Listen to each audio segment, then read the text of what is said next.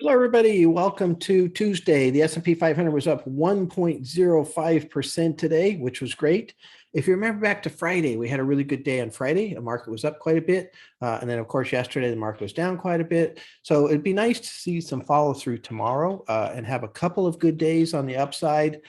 We did have a little drop off at the end of the day, so we'll see if that carries through one way or another tomorrow. The House is working on a debt ceiling increase bill that they'll pass through to the Senate tomorrow, and we'll see how that vote goes. We'll see how the market reacts to that. Lots of talk about kind of having a Friday deadline to get some debt ceiling piece through. Friday, of course, is the release of the jobs number. And if you remember last month, really, we had 235,000 jobs when there was roughly 750,000 expected. That was the beginning, really, of this particular downturn that we've have going on right here.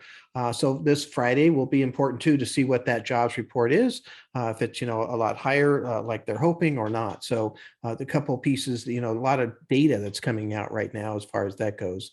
I think one of the things that's happening is you've got this scenario right now where there are some headwinds that really weren't there before. And all these good things that are there were there before, and they're still there. Low interest rates, lots of money on the sidelines, really no place else to go except for the stock and maybe the real estate market as far as that goes. And all of the good things that have been there as far as the market goes.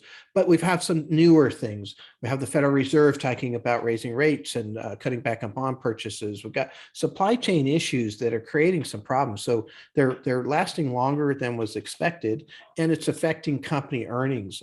If you can't get the products to sell and you were expecting to get the products to sell and you projected a certain amount of earnings, you might be missing those earnings as far as that goes.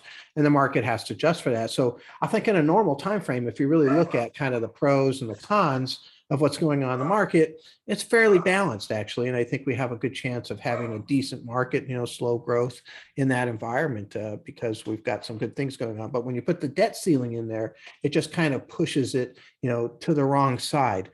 It is an issue that can be solved. It is more of a political, technical issue than it is really, a situation where we can't pay the debt, right? So that's a huge, huge factor.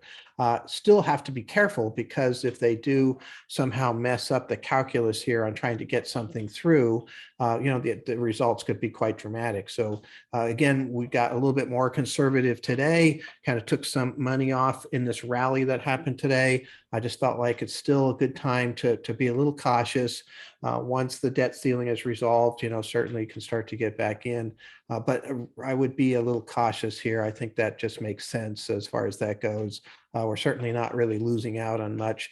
Over the last couple of weeks, the market is down some. So that's worked out okay as far as that goes. So we'll see how that plays out. But look forward to seeing what's going to happen tomorrow. We got this vote. How does the market react to that? I think that'd be quite fascinating. So look forward to talking to you then. Thank you very much.